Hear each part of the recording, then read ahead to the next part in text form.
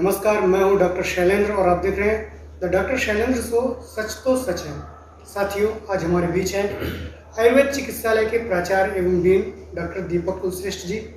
उनके जीवन के कुछ क्षणों को जानने के लिए जिन पर हम बातें करेंगे इस कार्यक्रम के माध्यम से, मैं आयुर्वेद चिकित्सालय के प्राचार्य एवं डीन डॉक्टर दीपक कुलश्रेष्ठ जी का स्वागत करता हूँ। सर, आपका इस कार्यक्रम में बहुत बहुत स्वागत है।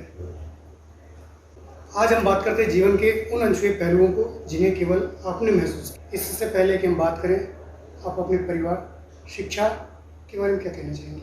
मैं डॉक्टर दीपक कुलश्रेष्ठ, प्राचार्य शासकीय आयुर्वेद महाविद्यालय रीवा। हमारी जो शिक्षा है, मैं रहने वाला ग्वालियर का रहने वाला हूँ। क्लास 4 तक हमारी शिक्षा, प्राइमरी शिक्षा जो है ग्वालियर में ही हुई। उसके पश्चात हमारे पिताश्री का ट्रांसफ़र या सर्विस जो लगी छत्तीसगढ़ में, कोरबा में भारत एल्यूमिनियम कंपनी में लगी। उनके साथ हम सभी भाई बहन, पूरा परिवार हमारा कोरबा शिफ्ट हो गया।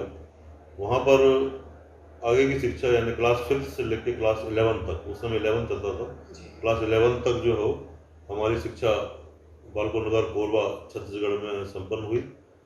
उसके पश्चात मैं पुनः कोचिंग के लिए और बीएससी करने के लिए, उसमें BSc first year eligibility criteria था पीएमटी के लिए, तो बीएससी करने के लिए हम पुनः ग्वालियर पहुँचे और वहाँ पर हमने पीएमटी की कोचिंग करी और BSc first year science college में एडमिशन लिया। वहाँ मैंने कोचिंग करी। प्रथम वर्ष में कहीं भी सिलेक्शन नहीं हुआ। उसके पश्चात पुनः हमने 1 साल और कोचिंग करी और उसके पश्चात सेकेंड ईयर, जब बीएससी सेकेंड ईयर में थे उस समय यानी 85 में, तो उस समय मेरा सिलेक्शन शासकीय आयुर्वेद महाविद्यालय रायपुर में हुआ और एडमिशन मेरा आयुर्वेद महाविद्यालय रायपुर में हुआ। वहाँ पर पूरे 5 साल अध्ययन करने के पश्चात वहाँ टॉप 11 को जो है हाउस जॉब मिलता था। तो मुझे 1 साल के लिए एक टेम्परेरी सर्विस बोलो, 1 साल का वर्क होता है वहाँ पर, तो वो मेरे को मिला मेरिट में होने की वजह से। तो 1 साल पूरा नहीं कर पाया था मैं, और 1 साल पूर्ण यानी 6 महीने करीब हुए थे मेरे। और उसके पश्चात ही, उसके बीच में ही मेरा सिलेक्शन गुजरात आयुर्वेद यूनिवर्सिटी जामनगर में पोस्ट ग्रेजुएशन के लिए हुआ, जो कि मान्य इंटरनेशनल लेवल की एक यूनिवर्सिटी है। वहाँ पर मेरा सिलेक्शन हुआ पोस्ट ग्रेजुएशन के लिए। मैंने सलाह यानी सर्जरी में पोस्ट ग्रेजुएशन 3 साल जामनगर से किया और इस प्रकार से मेरी शिक्षा वहाँ पर पूर्ण हुई। फिर मैं सर्विस में आया। सर्विस में मैंने स्टार्ट जो किया वो as a lecturer private college Bhusawal में काम किया। उसके बाद रोहतक हरियाणा में मैंने 1.5 साल काम किया। उसके पश्चात 1999 में मैं शासकीय आयुर्वेद महाविद्यालय रीवा में गवर्नमेंट कॉलेज होने की वजह से यहाँ पर पदस्थ हुआ एज ए व्याख्याता। सर, अगर बातचीत की जाए, आपने शिक्षा के लिए आयुर्वेद को ही चुना, जबकि आपको अदर भी पैथीज मिल सकती थी। बिल्कुल, मेरे को जैसे बचपन से ही हमारा एक एम में लेके चल रहा था, करीब 8th या 9th में रहा हूँगा मैं। उस समय से ही मेरे मन में चिकित्सक बनने की ललक थी कि मुझे चिकित्सक ही बनना है, मेडिकल लाइन में ही जाना है। 8th के बाद उसमें 9th क्लास के अंदर हम सब्जेक्ट चूज़ करना पड़ता था, जैसे कि अभी 11th में चूज़ करना पड़ता है 10th के बाद। उस समय 8th के बाद 9th में चूज़ करना पड़ता था। मैंने अपने एडमिशन फॉर्म में चूज़ जो किया था वो मैथमेटिक्स ना करते हुए बायोलॉजी चूज़ किया, जबकि मेरे मैथमेटिक्स में बायोलॉजी से अच्छे नंबर थे। तो वहाँ के प्रिंसिपल ने मेरा बायोलॉजी काट के, सामान्यतः लोग पहले मैथ लेते थे और जिनको नहीं मिलता था वो बायोलॉजी में जाते थे। मैथ लोग लेते थे, लेकिन मैंने प्राथमिकता बायोलॉजी को दी और बायोलॉजी लिख के मैंने फॉर्म सबमिट किया। लेकिन वहाँ के प्रिंसिपल साहब ने जो मेरा बायोलॉजी काट के, हो सकता कि गलती से लिख दिया हो, ये सोच के उन्होंने बायोलॉजी काट के मुझे मैथ किया। और फिर पुनः 1 हफ्ते बाद मुझे मालूम चला कि मुझे मैथ में एडमिशन दे दी गई। मैं फिर से गया उनके पास बोलने के लिए, सर मुझे डॉक्टर ही बनना है और मुझे बायोलॉजी दी जाए। तो वो भी आश्चर्य कर रहे थे। तो फिर मैथ काट के दोबारा मुझे बायोलॉजी मिली, बायोलॉजी ली मैंने। और उसके पश्चात ये मतलब मेरा बचपन से ही एम था कि मुझे चिकित्सक ही बनना है। ये नहीं था कि आयुर्वेद में जाना है कि एलोपैथी में जाना है, लेकिन चिकित्सक बनना एक एम था। उस समय ज़्यादा डिफ्रेंशिएट या नॉलेज नहीं था कि एलोपैथी क्या होती है, आयुर्वेद क्या होती है, लेकिन चिकित्सक मालूम था कि चिकित्सक क्या होता है। तो चिकित्सक बनना मेरा उद्देश्य था। तो इस प्रकार से मैंने पीएमटी, उस समय पीएमटी होती थी, उसमें उससे ही आयुर्वेद और एलोपैथी यानी एमबीबीएस में एक ही एडमिशन टेस्ट के द्वारा जाते थे। तो मेरा एडमिशन एमबीबीएस में न होते हुए कुछ नंबर की कमी रह गई थी, तो इस प्रकार से मेरा आयुर्वेद बीएमएस के लिए सिलेक्शन हुआ। लेकिन उसके बाद भी लोग क्या करते थे, बीएमएस आने के पश्चात भी 1 साल 2 साल 3 साल तक मेडिकल के लिए ट्राई करते हैं। लेकिन मैंने आयुर्वेद में आने के पश्चात फिर मैंने ठान लिया कि मुझे आयुर्वेद ही करना है। फिर पुनः उसके बाद दोबारा मैंने कभी भी पीएमटी या एमबीबीएस के लिए ट्राई नहीं किया। तो सर, जब आपने करियर के तौर पर चिकित्सा को चुना, उस समय आपके लिए काफ़ी संघर्षपूर्ण समय रहा होगा।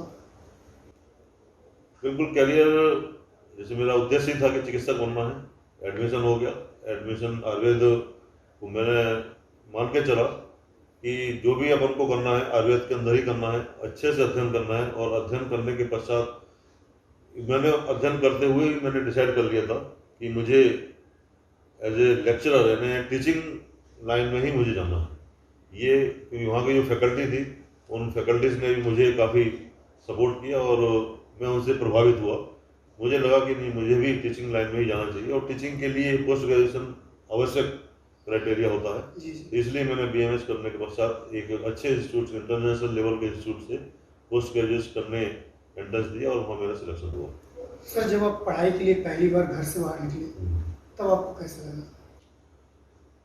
हाँ, घर से बाहर निकलने में हालांकि मतलब उत्साहित तो थे कि हमारा सिलेक्शन हुआ, वो भी दूसरे शहर में। हमारा जो शहर था ग्वालियर से मैं पढ़ा था, ग्वालियर में कॉलेज करता था, कोचिंग करता था। और ग्वालियर छोड़ के रायपुर इतनी दूर, करीब 800 किलोमीटर दूर, वहाँ से सिलेक्शन हुआ मेरा। और सिलेक्शन लगा तो था कि हाँ इतनी दूर जा रहे हैं, लेकिन घर का भी पूरा सपोर्ट था। सामान्यतः क्या होता है कि एडमिशन कराने के लिए मदर फादर बच्चों के एडमिशन कराने जाते हैं, लेकिन मेरे फादर या मदर या घर वाले कोई भी हमारे साथ नहीं गए। बोले नहीं, आप अपना काम स्वयं करिए। तो मैं और हमारे एक दोस्त था, वो दोनों सिलेक्शन हुआ तो हम दोनों अकेले ही सारा सामान पैक करके हम रायपुर पहुंचे और खुद एडमिशन करवाया, खुद रूम लिया, सब कुछ हमने खुद ही किया। संघर्षपूर्ण जीवन रहा शुरू से। सर, जब आपका चयन जो चिकित्सक के लिए हुआ, तो आपने कैसा महसूस किया था? महसूस उस समय ये लगा था कि हाँ, जो मैंने सोचा था उस लाइन पर मैं अग्रसर हो रहा था, ऐसा मुझे लग रहा था। क्योंकि मैंने बचपन में सोचा था कि चिकित्सक बनना है, और जब पीएमटी में सिलेक्शन हुआ, भले ही एमबीबीएस में ना होते हुए बीएमएस के लिए हुआ, लेकिन मुझे लगा कि हाँ, बीएमएस एमबीबीएस में बहुत फर्क नहीं है और मुझे मैं जहाँ भी रहूँ एज ए चिकित्सक ही काम करूँगा। तो इस प्रकार से मुझे बहुत अच्छा लगा कि मैंने जो सोचा था उस लाइन में मैं अग्रसर हो रहा हूँ। इन दिनों आपको काफ़ी संघर्ष भी करना पड़ा होगा अपने शिक्षा के दौरान, प्लस जब आपने जॉब किया, इस बीच काफ़ी संघर्षमय वातावरण रहा होगा। हाँ, संघर्ष तो जैसे हमारी आर्थिक स्थिति बचपन से ही बहुत अच्छी नहीं थी। मतलब फादर की सर्विस थी, सेंट्रल गवर्नमेंट में थे, लेकिन बहुत अच्छी पोस्ट पर नहीं थे, एक ऑपरेटर थे। तो उस हिसाब से हमें खर्चा भी लिमिटेड ही मिलता था। तो मैं था और मेरा एक रूम पार्टनर जो हमारे साथ में था, मैं उसका नाम लेना चाहूँगा, डॉक्टर मुकेश सोनी। वो हम दोनों एक रूम में रहते थे। पहले हम लोगों ने हॉस्टल में न रहते हुए कुछ दिन, महीनों हमने बाहर रूम लिया, एक रूम लिया था। और साइकिल से, आज तो बच्चे जो है साइकिल चलाना पसंद नहीं करते, लेकिन हम लोग करीब कॉलेज से 8-10 किलोमीटर रूम हमने, जो सस्ता मिला रूम, तो वहाँ हम लोगों ने रूम लिया और वहाँ से हम लोग साइकिल से कॉलेज जाया करते थे। तो आर्थिक स्थिति सही न होते हुए हम लोगों ने काफ़ी चीज़ें एक साथ मिलकर की, जैसे बुक्स वगैरह काफ़ी महंगी हुआ करती थी और 400-500 रुपये शायद हमारे घर से आते थे, उसमें खाना भी होता था, बुक्स भी होती थी। फीस तो उस समय नहीं के बराबर थी, तो फीस में प्रॉब्लम नहीं आती थी। बुक्स में जरूर आधी बुक्स वो परचेज कर, मेरा पार्टनर था वो परचेज करता था, आधी बुक्स हम परचेज करते थे। तो इस प्रकार से हम मिल के जो है वो कॉमन स्टडी करते थे और नोट्स बनाते थे, और इस प्रकार से हमारी परीक्षा की तैयारी होती थी और साथ साथ हम लोग पढ़ाई करते थे। सर, इस दौरान कोई घटी ऐसी घटना जो आज भी आपको रोमांचित करती है?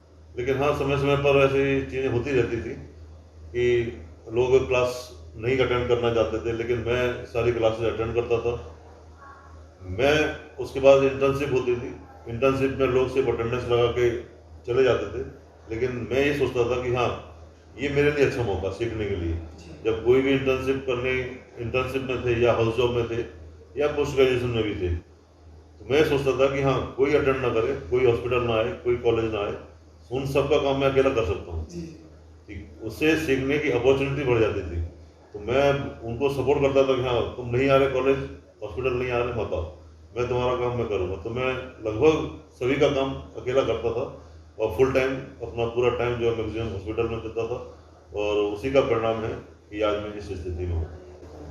अब आप अपनी ज़िंदगी का सफ़र कैसा देख रहे हैं? जिंदगी का सफर एजुकेशन के पश्चात, जैसे मैंने बताया कि गवर्नमेंट कॉलेज रीवा में मेरा सिलेक्शन हुआ 1999 में, और 1999 में एज ए लेक्चरर मैं यहाँ पर सर्विस में आया। और जब सर्विस में आया तो स्टाफ यहाँ पर कॉलेज के अंदर ही पूरा 12-13 शिक्षक डॉक्टर्स हुआ करते थे। उसमें वर्कलोड भी ज़्यादा होता है, यानी सब्जेक्ट के अलावा भी हमको कुछ सब्जेक्ट्स पढ़ाने पड़ते थे। उस समय तत्कालीन प्राचार्य ने मुझे मेरी काबिलियत देख के, मेरा नॉलेज देखते हुए कुछ सब्जेक्ट्स मुझे एक्स्ट्रा पढ़ाने को दिए, और मैंने वो हमेशा से जो है वो उनका कहना माना और एक्स्ट्रा सब्जेक्ट मैंने पढ़ाए।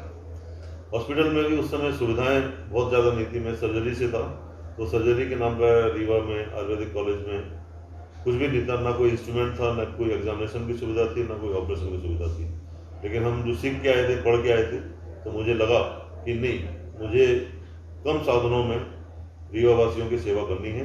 फिर मैंने धीरे धीरे अपने लेवल पर, महाविद्यालय में उस समय ज़्यादा बजट नहीं रहा करता था, तो मैंने कुछ अपने पैसे से कुछ सामान खरीद के या कुछ शासकीय से मंगा कर मैंने सेवाएं प्रारंभ की।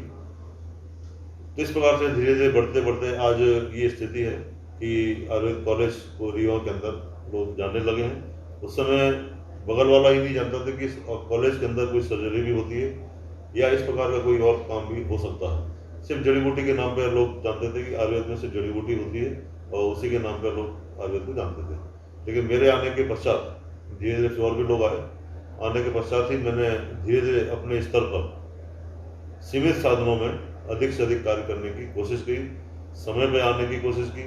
मेरे को किसी भी प्राचार्य ने कभी भी लेट आने के लिए कभी नहीं टोका, क्योंकि मेरी आदत थी कि 9 बजे हॉस्पिटल का टाइम है तो मैं 8:30 बजे ही पहुंच जाता था। ये मेरा नेचर था, यानी सबसे पहले पहुंचना और सबसे लास्ट में जाना। ये इस प्रकार मेरा नेचर आज भी है।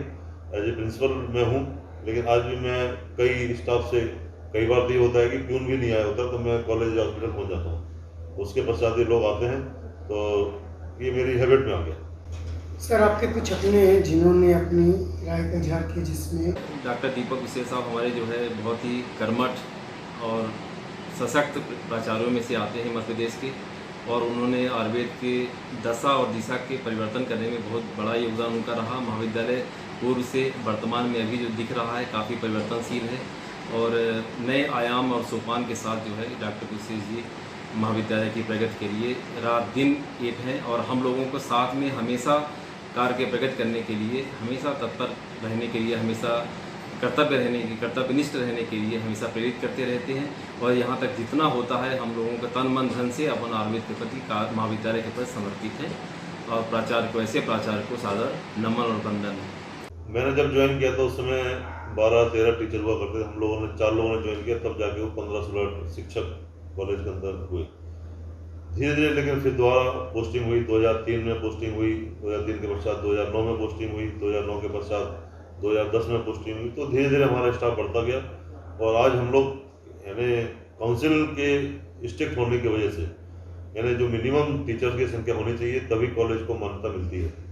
तो इस आधार पर शासन ने भी, मध्य प्रदेश शासन ने भी स्टाफ पूरी करने की कई बार कोशिश की, और आज लगभग हम लोग 30-35 शिक्षक और डॉक्टर्स यहाँ पर हैं। उसमें मेरे doctor OP Dwivedi as senior professor हमारे महाविद्यालय में एनाटॉमी डिपार्टमेंट, जिसको हम रचना शारीर कहते हैं, यहाँ पर एज ए प्रोफेसर वर्क कर रहे हैं। उन्होंने मेरे बारे में जो बताया, ये उनकी मानता है, ये उनका बड़प्पन है कि मुझे चाहते हैं और मैं उनको चाहता हूँ। उनका इस महाविद्यालय यानी मेरे एक दाहिने हाथ के रूप में मैं उनको देखता हूँ। मेरा मैक्सिमम काम जो है, चाहे वो स्थापना से संबंधित हो, चाहे वो छात्रों से संबंधित हो, चाहे और भी कोई संबंधित हो, मैं उनसे सलाह लेता हूँ, और उनका सहयोग मेरे काम में पूर्ण रूप से मिलता है और आगे भी मिलता रहेगा, ऐसा मैं उम्मीद करता हूँ। सम्मानित डॉक्टर कुलशेर हमारे यहाँ प्रिंसिपल साहब हैं, उनका व्यवहार और कार्यशैली बहुत ही अच्छी है। महाविद्यालय में 2014 से आज तक तुलनात्मक दृष्टिकोण से बहुत विकास हुआ है, और निरंतर विकास के बारे में वो सजेशन देते रहते हैं, प्रयास करते रहते हैं। जिला स्तर से संचालनालय स्तर से, मंत्रालय स्तर से जहाँ जैसी आवश्यकता पड़ती है वह निरंतर अपना प्रयास करते रहते हैं। इसी प्रकार से डॉक्टर जैन ने भी मेरे बारे में जो बोला, मैं उसके लिए भी धन्यवाद देता हूँ कि उन्होंने मेरे बारे में जो बोला ये उनका बड़प्पन है, ये उन्होंने जो महसूस किया मेरे बारे में उन्होंने बोला, इसके लिए मैं उनका भी धन्यवाद करता हूँ। ये दोनों मेरे सहयोगी जो हैं, इनके अलावा सभी पूरे, मैं ये नहीं बोल रहा हूँ कि यही दो ही सहयोगी, आपने 2 सेंटर बोल लिया इसलिए मैं 2 के बारे में बोल रहा हूँ, लेकिन मेरा पूरा महाविद्यालय में को मैं स्टाफ के रूप में नहीं देखता, मैं हमेशा उनको साथी बोलता हूँ, भाषण में भी या कहीं पर भी मैं उनको हमेशा एज ए साथी मैं यूज़ करता हूँ, बोलता हूँ, उनको संबोधन करता हूँ मेरे साथियों। तो ये मेरे सब साथी, बिना साथी के लीडर कभी आगे नहीं बढ़ सकता, कभी कुछ नहीं कर सकता, इसलिए मेरा पूरे के 30-35 हमारे जो साथी हैं वो सभीयों का सहयोग मुझे बराबर समय समय पर प्राप्त होता रहता है। सभी मेरे काम में आते हैं और जो बोलता हूँ वो उससे बढ़ के कार्य करते हैं, तो मैं सहयोग सभी पूरे शिक्षकों का भी मैं धन्यवाद दूंगा। सर, आपके 2 छात्रों ने भी आपके बारे में कमेंट्स किए हैं। वे हमें बहुत अच्छे से पढ़ाते हैं और हमारा मार्गदर्शन बहुत अच्छे से करते हैं, सभी कार्यों में हमारी सहायता करते हैं और सभी चीज़ों में हमारा बहुत अच्छा मार्गदर्शन करते हैं। He is a very good guide. हम लोगों को कभी भी कोई प्रॉब्लम होती है एंड कोई भी क्वेरीज होती हैं तो ही सॉल्व इट, और वो हमारी सारी परेशानी सुनते हैं। उनका बिहेवियर बहुत ही फ्रेंडली बिहेवियर है, बहुत अच्छे से हम लोगों को पढ़ाते हैं। क्लास में उनका पढ़ाने का तरीका, सब लोग उनसे कनेक्ट कर पाते हैं and he is very good. जैसा कि दोनों छात्रों ने मेरे अध्यापन के बारे में बोला, मैं 2014 में प्रिंसिपल का प्रभार लिया मैंने, उसके पहले मैं पढ़ाता था सर्जरी, जैसे कि मैंने बताया सर्जरी और सालाक एक डिपार्टमेंट होता है, ENT वगैरह इसमें पढ़ाई जाती है, तो मैं शुरू से पढ़ाता हूँ और मेरी ये कोशिश रहती है, यानी शुरू से, यानी 1999 से जब से मैं पढ़ा रहा हूँ कि मेरी कोई क्लास ना छूट पाए, क्योंकि बच्चा अपने घर से दूर इतना पैसे खर्च करके, माँ बाप के पैसे खर्च करके यहाँ पर आता है, पढ़ने के लिए आता है, और हम उसे न पढ़ाएं। शासन हमारे ऊपर खर्च कर रही है, हमको तनख्वाह दे रही है, सैलरी दे रही है, और अच्छी सैलरी दे रही है, मैं नहीं कह रहा हूँ कि कम सैलरी दे रही है, एक अच्छी सैलरी हमको मिल रही है। तो उस सैलरी का हम जब देखते हैं कि हमने आज क्या काम किया, कुछ हमारे साथी हो सकते हैं कि जो बचते हैं या जो इस प्रकार से कार्य नहीं करते हैं, लेकिन मैं अपनी व्यक्तिगत बात बता रहा हूँ कि मैं हमेशा से कोशिश मैंने की है कि मैं क्लास मेरी ना छूटने पाए। व्यस्ततम यानी प्राचार्य बनने के पश्चात भी लोग सामान्यतः जब फुल फ्लेज प्रिंसिपल हो जाते हैं तो फिर टीचर एज ए टीचर नहीं कराना पसंद करते या टीचिंग नहीं करते हैं, लेकिन मेरा एक पैशन है, मेरा एक शौक है पढ़ाई कराने का, पढ़ना और पढ़ाना। आज भी मैं पढ़ता हूँ और पढ़ाता हूँ। ये मैंने आज भी अपने सर्जरी के वीक में 2 लेक्चर मैंने रखवाए हैं अपने, और मैं बिल्कुल इंटरेस्ट से बच्चों को पढ़ाता हूँ और मेरी कोशिश रहती है कि आज भी मेरी कोई क्लास न छूट पाए। इस आयुर्वेद चिकित्सालय की स्थापना इसके पहले शहर के दूसरे भाग में थी, फिर उसके बाद यहाँ निपनिया में स्थित रही। इसके बीच आपने काफ़ी संघर्ष किया।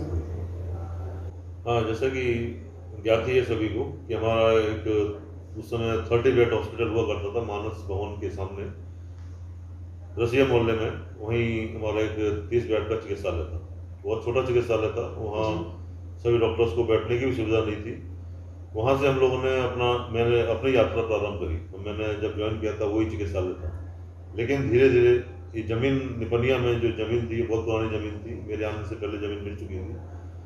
हमारे तत्कालीन प्राचार्य doctor Thakur, doctor RS Chauhan ji, doctor Manoj Dubey sir और डॉक्टर सगोरा जी, इनके सहयोग से उस समय निर्माण कार्य महाविद्यालय का प्रारंभ हुआ। महाविद्यालय बन गया, महाविद्यालय में पहले चिकित्सालय बना 50 बेड का, उसके पश्चात 100 बेड रिक्वायरमेंट हो गई। जहाँ पोस्ट ग्रेजुएशन चलता है वहाँ पर मिनिमम काउंसिल का जो रिक्वायरमेंट है वो 100 बेड का, तो 100 बेड का हॉस्पिटल किस्तों में धीरे धीरे टुकड़ों में बना, तो आज 100 बेड का हॉस्पिटल संचालित है। पहले सुविधाओं के नाम पर बहुत कम सुविधाएं थी, जैसे पैथोलॉजी की हम सुविधा देखें तो उसमें पैथोलॉजी में जनरली ब्लड काउंट होता था और कोई इंस्ट्रूमेंट नहीं थे, सिर्फ माइक्रोस्कोप के द्वारा जो देखा जा सकता था वो देख के ब्लड रिपोर्ट दी जाती थी। लेकिन आज हमारे पास ब्लड एनालाइजर है जो कि ऑटोमेटिक सारी चीज़ों को एनालाइज करता है, इलेक्ट्रोलाइट्स देखने का भी हमारे पास है, बायोकेमिकल सारे टेस्ट हमारे यहाँ पर होते हैं। एक एक्सरे की सुविधा हम लोगों ने, डिजिटल एक्सरे, पहले सिंपल एक्सरे था वो मशीन खराब हुई, तभी हम लोगों ने अभी हाल ही में डिजिटल एक्सरे शुरू किया है। सोनोग्राफी भी थी, लेकिन कुछ एक्ट आ जाने की वजह से, कानून निष्कास हो जाने की वजह से आज सोनोग्राफी हमारी बंद है, क्योंकि सोनोग्राफी करने के लिए एक स्पेशलिस्ट होना आवश्यक हो गया, तो वो हमारे पास नहीं होने की वजह से सोनोग्राफी मशीन होते हुए भी हम नहीं कर पा रहे हैं। जी पैथोलॉजी की सारी सुविधा हमारे पास उपलब्ध है। पंचकर्म, मैं विशेष रूप से पंचकर्म के ऊपर ध्यान दूंगा कि हमारा एक पंचकर्म आयुर्वेद का जो थेरेपी है, मेन थेरेपी हमारी पंचकर्म है। तो पंचकर्म की सुविधा एक हमारे पास पूर्ण रूप से, जो कि पहले कराने के लिए मध्य प्रदेश या मध्य प्रदेश के बाहर खास तौर से केरल लोग पंचकर्म कराने के लिए जाते थे, वो सारी सुविधा जो केरल में है वो हमारे पास उपलब्ध है। डॉक्टर जैन उस विभाग के विभागाध्यक्ष हैं, उनकी देख रेख में पंचकर्म विभाग जो दिन प्रतिदिन बढ़ोतरी कर रहा है, प्रोग्रेस कर रहा है। हमारे पास मरीज पंचकर्म के लगभग 30 से 40 मरीजों को हम पंचकर्म प्रतिदिन करते हैं। इसके अलावा सर्जरी में हम देखें तो जितनी सुविधा हमारे पास उपलब्ध है उसके हिसाब से खास तौर से छारसूत्र ट्रीटमेंट, जो कि पाइल्स फिस्टुला ऑफिसर के लिए होता है, जी पाइल्स फिस्टुला के छारसूत्र ट्रीटमेंट जो है इंटरनेशनल लेवल पर एस्टेब्लिश हो चुका है। विदेशों में भी इससे पाइल्स फिस्टुला, खासतौर से फिस्टुला पे इसका ट्रीटमेंट छारसूत्र से द्वारा किया जाता है, जो कि हम लोग करते हैं। मैं हूँ और डॉक्टर खरे सर्जरी में है, हम दोनों मिलकर यहाँ पर सर्जरी के अंदर ये काम करते हैं। इसके अलावा लीच थेरेपी, जो कि बहुत कम सेंटर्स पर की जाती है, हमारा रीवा उसमें एक है। लीच थेरेपी को मध्य प्रदेश शासन ने इसको हमारे महाविद्यालय को लीच के लिए सेंटर ऑफ एक्सीलेंस भी घोषित किया हुआ है। तो हम लोग लीच थेरेपी भी, लीच एक जोंक होती है, जोंक के द्वारा विभिन्न व्याधियों में हम लोग ट्रीटमेंट करते हैं। जोंक खून सूजती है और जैसे कि माइग्रेन में, नसों के ब्लॉकेज में, एक्जिमा में और भी कई सारी बीमारियों में हम लोग लीच के द्वारा ट्रीटमेंट करते हैं। अग्निकर्म थेरेपी करते हैं, अग्निकर्म का यूज़ करते हैं। तो सर्जरी इस प्रकार से माइनर सर्जरी, सिस्ट निकालना और भी एब्सेस ड्रेन करना और भी सर्जरी, छोटी मोटी सर्जरी जो हम लोग, जो सुविधा हमारे पास उपलब्ध है उसमें हम लोग करने का प्रयास करते हैं। अगर वैसे में अभी हम लोगों ने फिजियोथेरेपी भी सेंटर भी हम लोगों ने प्रारंभ किया है। फिजियोथेरेपी भी हमारे यहाँ पूरी होती है। डेंटिस्ट भी हम लोगों ने डेंटल का भी काम प्रारंभ किया है। आई के सारे चेकअप हमारे यहाँ होते हैं। हमारे आई में डॉक्टर हैं, डॉक्टर साहू और डॉक्टर निशा, ये लोग भी अच्छा काम करते हैं। आई के अलावा भी डेंटिस्ट्री हो गई, डेंटिस्ट के भी आज पूरा काम हमारे यहाँ होता है। सारे सब्जेक्ट्स की ओपीडी चलती है, जिसमें पीडियाट्रिक है, बाल रोग है, गायनिकोलॉजी, सामान्य प्रसव, नॉर्मल डिलीवरी भी हमारे पास होती है। तो इस प्रकार से हम देखें कि हमारे पास लगभग सारी सुविधाएं हैं और आगे भी और भी सुविधाएं हम लोग बढ़ाने का प्रयास करेंगे। सर अब आप इसमें और भी क्या परिवर्तन लाना चाहते हैं? परिवर्तन में तो यह है कि पंचकर्म को और थोड़ा डेवलप करना है। प्राइवेट वार्ड हमारे पास उपलब्ध नहीं है। प्राइवेट वार्ड बनाने के जो सोफिस्टिकेटेड मरीज होते हैं वो हमारे यहाँ एडमिट नहीं हो पाते हैं। एक सामान्य वार्ड की हमारे पास व्यवस्था है, तो सामान्य वार्ड में ऐसे मरीज एडमिट नहीं हो पाते हैं। तो मेरा पहला उद्देश्य है कि प्राइवेट वार्ड भी हमारे पास उपलब्ध हों। उनके लिए पंचकर्म, एक high sophisticated panchakarma, deluxe panchakarma जिसको क्या कर कहते हैं, वो हमारे पास हो, ऐसे ही मेरा प्रयास है। विभिन्न, अभी हमारे पास सिर्फ एक विषय में पोस्ट ग्रेजुएशन है, तो मैं चाहता हूँ कि कम से कम 8 से 10 विषयों में पोस्ट ग्रेजुएशन हो। उसके लिए भी हम लोग, हमारे सभी साथी मिलकर प्रयास कर रहे हैं। एक आयुर्वेद का रिसर्च सेंटर, जो कि मध्य प्रदेश में अभी 1 या 2 ही जगह है सेंक्शन हुआ है। मैं चाहता हूँ कि इस क्षेत्र में भी वनौषधियों, हर्बल ड्रग्स की भरमार होने की वजह से मैं चाहता हूँ कि एक रिसर्च सेंटर भी हमारे महाविद्यालय में डेवलप हो। एक फार्मेसी भी डेवलप करने की हम लोग की प्लानिंग है कि यहाँ पर की सभी औषधियों का निर्माण, अभी हम लोग बाहर से औषधि मंगाते हैं, सभी औषधियों का निर्माण हमारे महाविद्यालय में ही हो, जिससे कि हम अधिक से अधिक लोगों को उन औषधियों से लाभ पहुँचा सकें। सर अभी पता चला है कि चित्रकूट के आसपास संजीवनी की जो जड़ी बूटियाँ हैं वो मिली, उस पर आपका क्या सोच है? हाँ, इसमें फॉरेस्ट डिपार्टमेंट वाले इसमें काफ़ी काम कर रहे हैं। फॉरेस्ट डिपार्टमेंट ने यहाँ पर कोयटी फॉल है, कोयटी फॉल में भी काफ़ी सारी संजीवनी मिली है और भी कई सारी औषधियाँ जो कि विलुप्त होने की श्रेणी में हैं। तो चित्रकूट हो गया, अमरकंटक हो गया, कोयटी फॉल हो गया और भी इस प्रकार से क्षेत्र हैं। हनुमना क्षेत्र है, वहाँ पूरी पहाड़ियों में काफ़ी सारी जड़ी बूटियाँ हैं। तो जड़ी बूटियों की प्रचुर मात्रा इस क्षेत्र में, विंध्य क्षेत्र में प्रचुर मात्रा में जड़ी बूटी उपलब्ध है। इसलिए मैं चाहता हूँ कि एक रिसर्च सेंटर यहाँ पर होगा तो और उस क्षेत्र में हमारे फॉरेस्ट डिपार्टमेंट के साथ मिलकर हम लोग भी कार्य करके उसमें हम कुछ न कुछ आउटपुट निकाल सकते हैं। सर एक प्रशासक के रूप में आपकी क्या प्राथमिकता है? प्रशासक के रूप में मेरी प्राथमिकता ये है कि जो मैंने आपको अभी गिनाई, जो कि हमारे पास सुविधाओं में अभी कमी है, कमी होगी तभी हम कुछ कार्य कर सकते हैं और पूर्णता किसी भी चीज़ के लिए अच्छी नहीं होती। कुछ ना कुछ कमी बने रहे तो हमारा कार्य करने का उद्देश्य भी सफल होता है और हम कार्य में लगे रहते हैं। हमारा पूरा स्टाफ जो कि 30-35 शिक्षक टीचर्स हैं, वो सभी लोग मिलकर हम लोग प्रयास करते रहते हैं। जो मैंने आपको कमियां बताई, उन कमियों को निकट भविष्य में 1 साल 2 साल के अंदर नहीं होंगे, उनको कमियों को पूरा होने में लगभग 3-4 साल तो लग ही जाएंगे, ऐसा लगता है मुझे। तो उन कमियों के पूरी करने के लिए हम लोग सारे प्रयास करते रहेंगे। हमारे लोकल जनप्रतिनिधि हैं, उनसे भी सहयोग प्राप्त करते हैं और आगे भी करते रहेंगे। तो उन सभी के सहयोग से ही इस महाविद्यालय की विकास जो है उत्तरोत्तर होगा, ये मेरा प्रयास रहेगा। सर, आप एक शल्य चिकित्सक सर्जन के रूप में हैं, तो जो एलोपैथ सर्जन है और आयुर्वेद सर्जन है, इनमें क्या डिफरेंस है?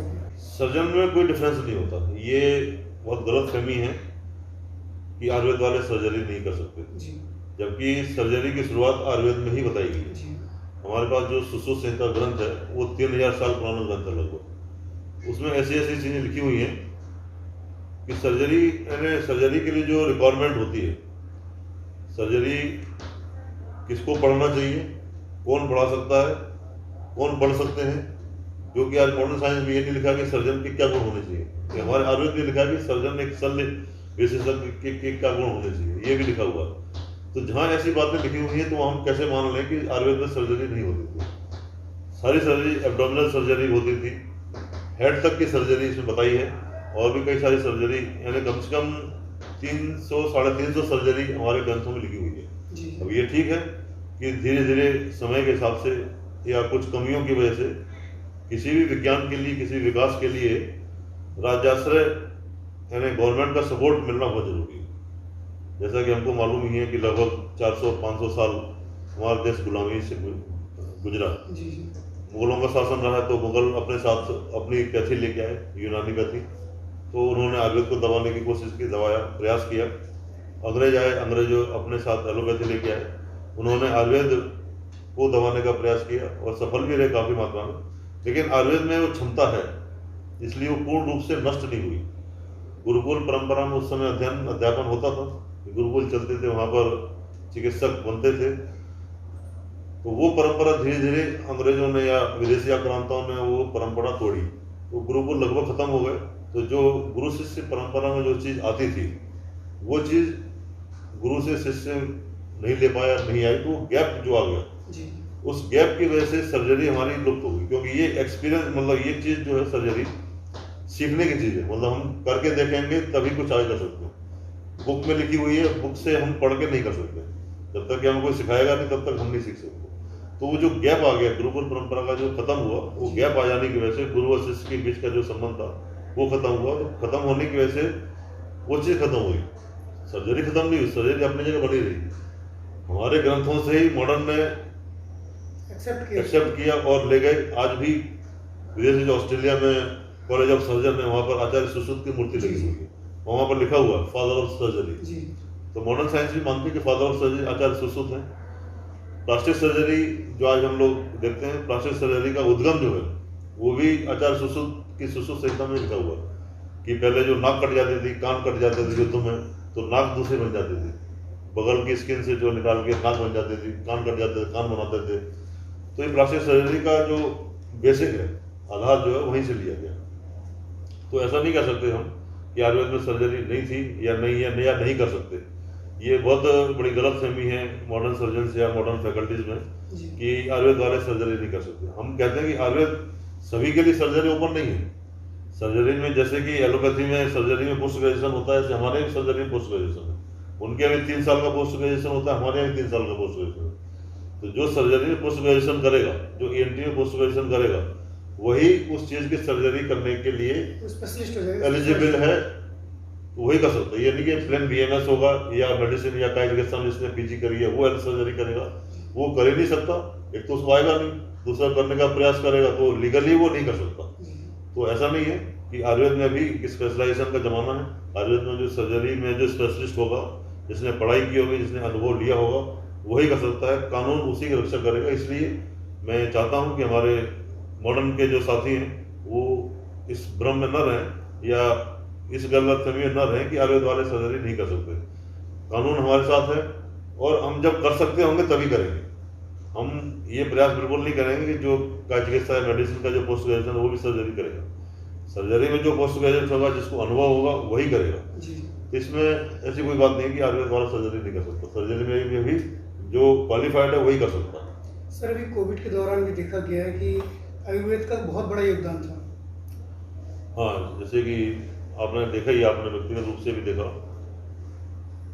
जब कोविड का प्रारंभ हुआ फरवरी 2020 में, लगभग 1.5 साल का समय निकल चुका, 2 साल होने वाले हैं। तो उस समय किसी को नहीं मालूम था कि कोविड क्या है, क्या नहीं है, कैसे ठीक होगा, क्या इसके कारण है। कारण तो पता चल गया था, लेकिन इसकी पूरी पैथोजेनेसिस, इसकी किस प्रकार से डेवलप होता है, कब तक रहेगा और क्या चिकित्सा होगी, क्या इसके बचने के उपाय, कुछ भी जानकारी नहीं थी। सभी पैथोलॉजिस्ट ने, सभी लोगों ने अपना प्रयास किया, सभी लोग अपने अपने क्षेत्र में लगे रहे। तो ये देखा गया कि इसमें इम्यूनिटी का बहुत बड़ा रोल है। तो जिसकी इम्यूनिटी, यानी इसको रेजिस्टेंस पावर कह सकते हैं या व्याधि क्षमता, रोग प्रतिरोधक क्षमता जिसको कहते हैं, वो व्यक्ति में, हर व्यक्ति की अपनी एक क्षमता होती है।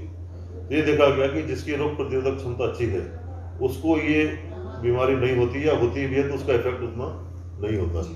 तो इसके लिए आयुर्वेद में एक पूरा का पूरा इसमें औषधि हमारे पास है, खान पान हमारे पास है, जिससे कि उस व्यक्ति की, उस रोगी नहीं बोलेंगे, व्यक्ति की रोग प्रतिरोधक क्षमता बढ़ाते हैं, बढ़ा सकते हैं। तो इसके लिए हम लोगों ने काफ़ी काम किया। जैसा कि आपको मालूम है कि लगभग रीवा के अंदर में पर्टिकुलर बात करूँ, लगभग 2 से 2.5 लाख जनता को शासन के सहयोग से, शासन के निर्देशन में हम लोगों ने घर घर औषधियों का वितरण किया, जिससे कि पहली लहर के अंदर रीवा के अंदर बहुत कम कैजुअलिटी हुई और काफ़ी मात्रा में प्रशासन ने इसको हमारे सहयोग से, हमने प्रशासन के सहयोग से कंट्रोल करने में काफ़ी सफलता प्राप्त की।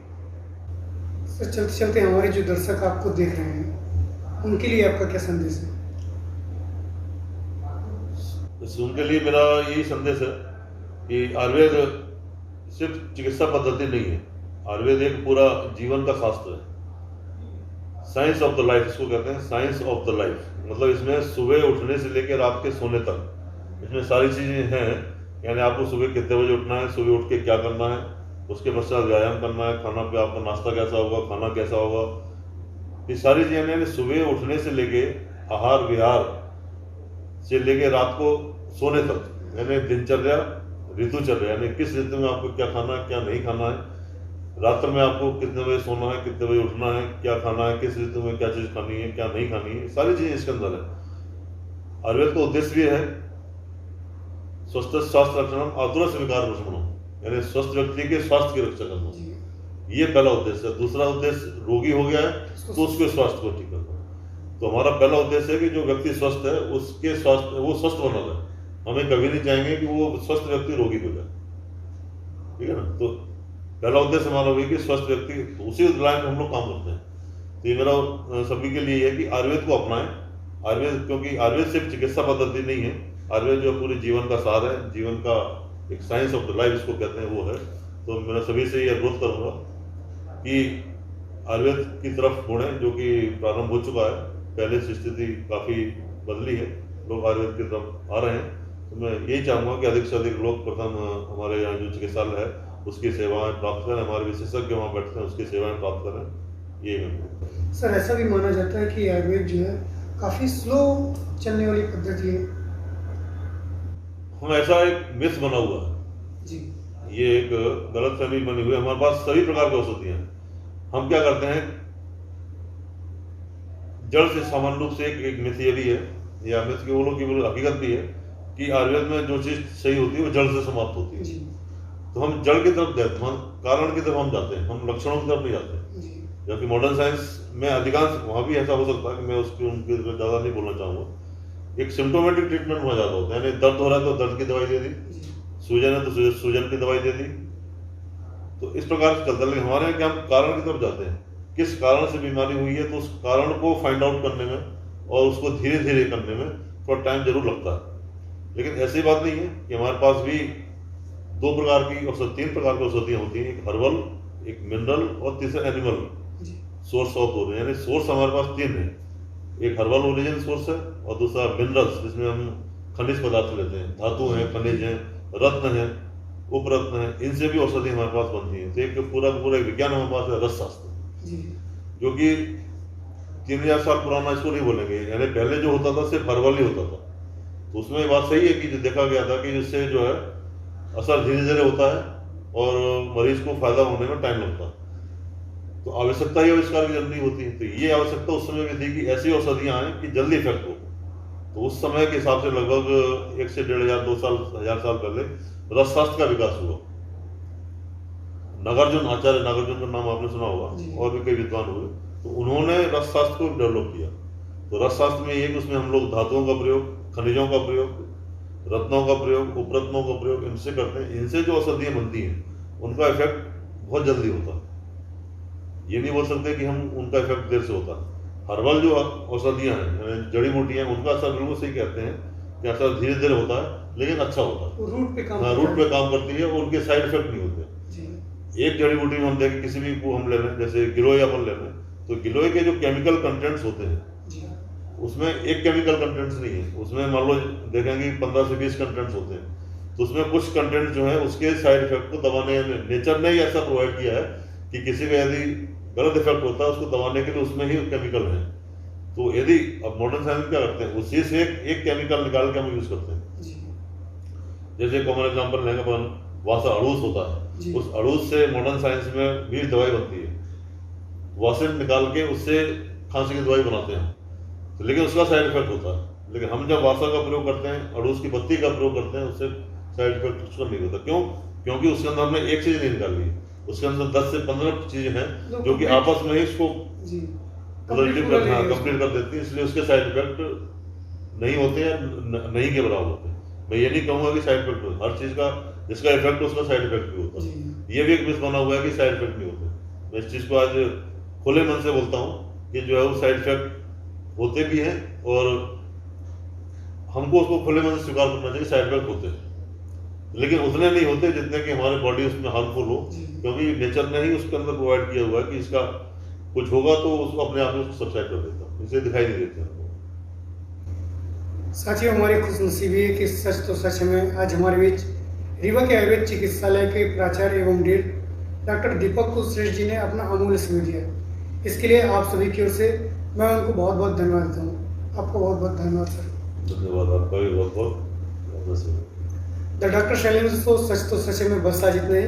कुछ और हस्तियों के साथ आपसे मुलाकात होती रहेंगी। तब तक के लिए आप हमें इजाज़त दीजिए। नमस्कार।